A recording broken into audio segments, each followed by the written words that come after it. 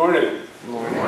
It's a delight to be here again. I think this is several times I've been here now, and it's always a treat to be with a loving crowd of adoring people, as you all are. I see you interact with each other all the time. So it's a delight to be here. I'm going to take a little bit of liberty moving the calendar a few days, since the 4th is on Wednesday.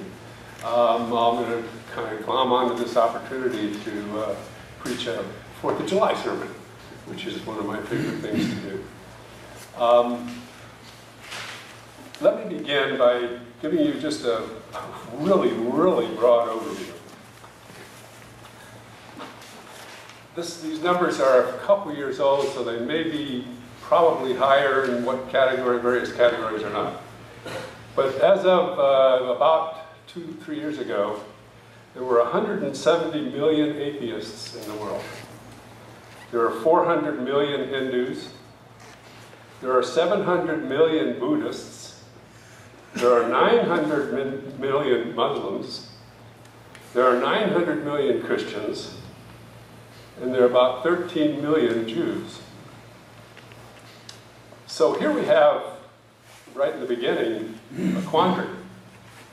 Because when we read the gospel, the truth will set you free. So what is the truth? The truth is for each of these people, is the truth different?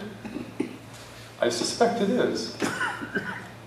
And so we're here at an opportunity to celebrate our 236th anniversary, our birthday. And I thought what I'd do is take just a little bit of an opportunity. I went to high school in Rockville, Maryland, which is right outside of Washington, D.C. And so I had the opportunity to visit Washington a lot with summer vacation. And I would go there almost at random, just walk the streets and see what I could find. I was 13 years old. And it was amazing to me, because this Washington, for those of you who know Washington, D.C., is an unbelievably beautiful city. And let me just talk about a little bit about how we got where we are. If we go back to the 12th, 13th, 14th century here in the United States, I'm not even talking about the world, I'm talking about the United States. We have Native American Indians, who each of them have their own truth. I have a friend who is a member of the Laguna tribe outside of Albuquerque, New Mexico. And his grandmother was a very famous potter, Lucy Lewis. And she, at one point, literally sat on Highway 66 with pots on a blanket, selling blankets. This was numbers and numbers of years ago. She's passed on since. But Greg Lewis is Lucy's grandson. So I had the opportunity to visit Greg and his wife Gloria, and his grandmother was alive at that point, although she led me to believe she didn't speak English, but I don't think that's the case at all. She just chose kind of when she wanted to talk, you know, that's basically what it boiled down to. But one morning, Greg said, come on, let's go for a walk. And this is on the Laguna Reservation, which is right about 30 miles, as I said, west of Albuquerque. And he had, I said, okay, fine, it's an early morning. And we're walking through his village. And he said, see those mountains over there? And he's pointed to this big range of mountains, and he said, that's how we tell time. That's how we tell when to plant the crops. When the sun is here, we plant, and when the sun is here, we harvest. And I said, that's interesting. He said, we have, you know, and I said, what do you believe as far as the spiritual basis for your tribe's religion? He said, we believe in the Holy Spirit. But our spirit is different than your spirit. I said, well, how can that be? He said, because we're Indians and you aren't. And I said, well, that makes sense to me. So we began our history as a nation with a spiritual foundation. Regardless of how you want to categorize it or what you want to name it or why you want to call it, we began the development of our civilization here in the United States on a spiritual foundation. So here we come to 1776, and we're in the process of signing the Declaration of Independence. What I thought I'd do is just kind of talk a little bit about Washington, D.C. and history, and see if we can figure out a way to bridge this gap between these 700 million Muslims, 400 million atheists, 900 million Christians, and so on and so on. Did you know that out of the 55 signers of the Declaration of Independence, 52 of them, were Christian. 3 were deists. So right off from the very beginning, with our Declaration of Independence, we have a spiritual nation that's founded in Christianity.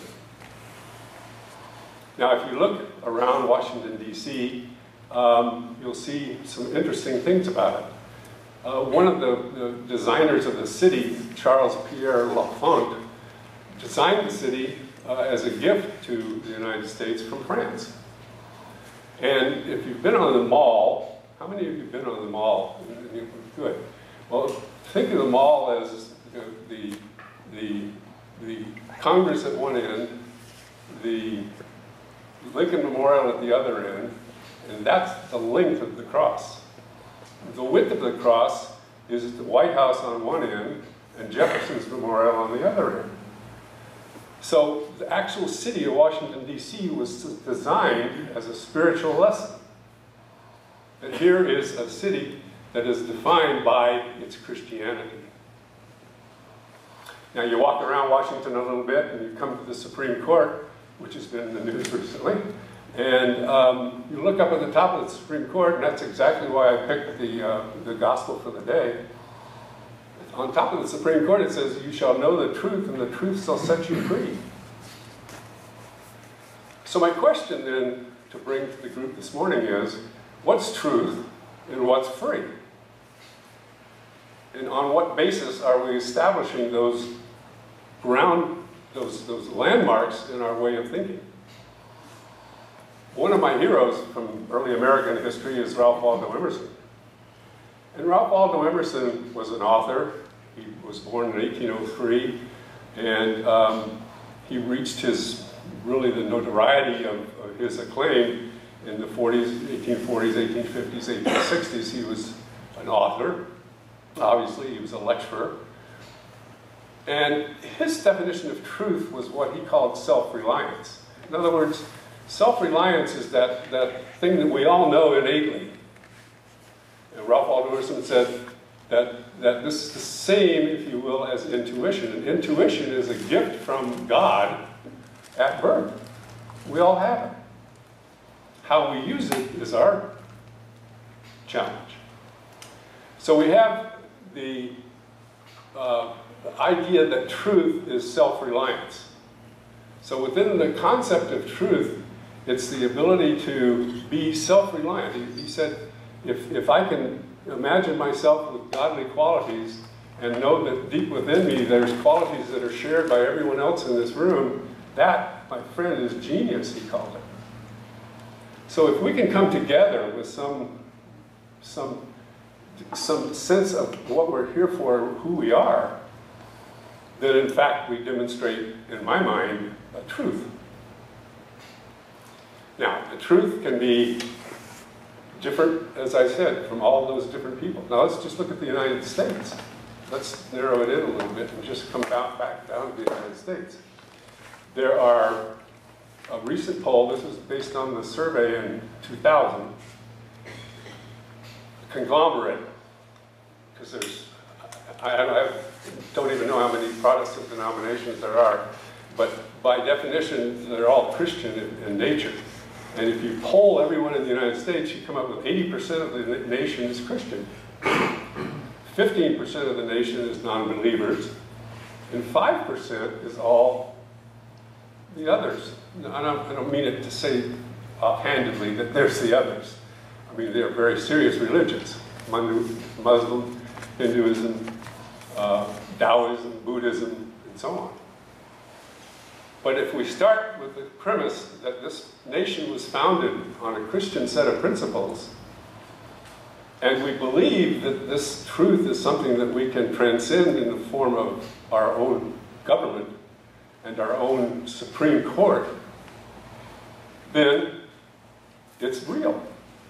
It becomes true for me. So then the question is, well, what is free?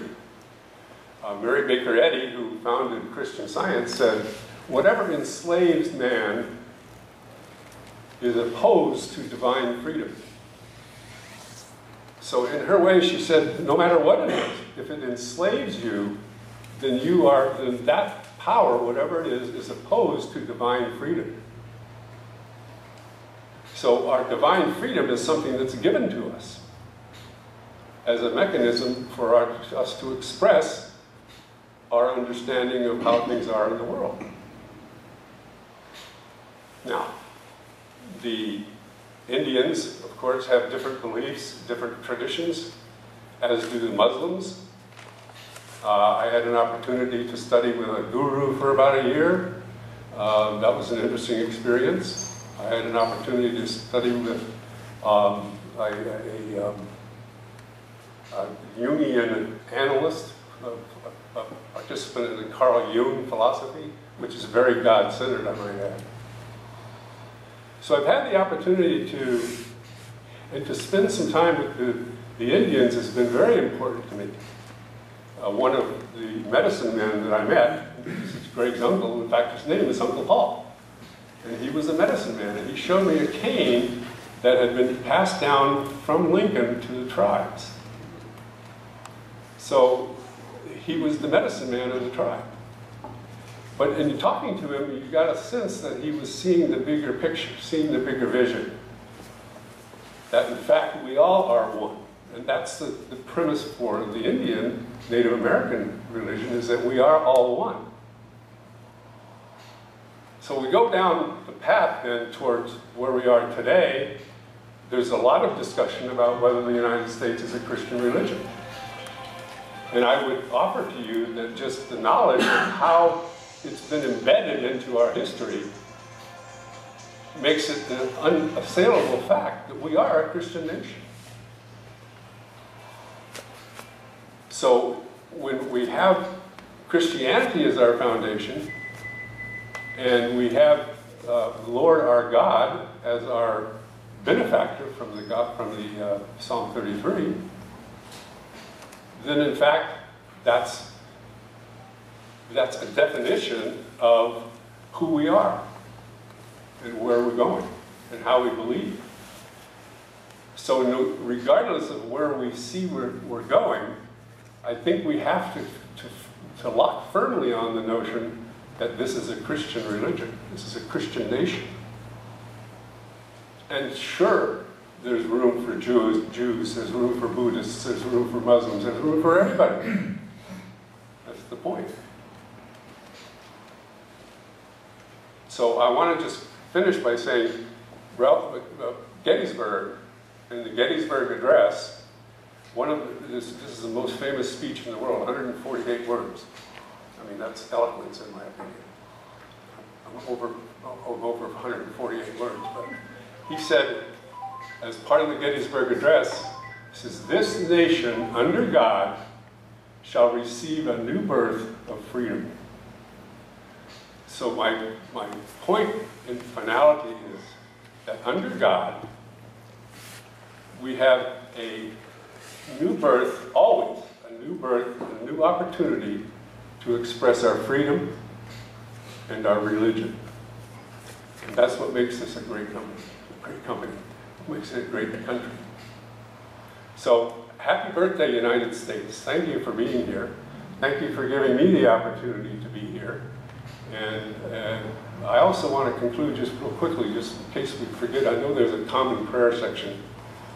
But the West Virginia, Ohio, Virginia, last night were stricken by horrendous hurricanes and tornadoes, and I just pray for their benefit, that all is well. In those 53 out of 55 counties in West Virginia are without power this morning. Almost 95% of the state is without power. So I conclude with a prayer for the United States of America and the peace which reigns forever in its grasp. Thank you very much. Appreciate it.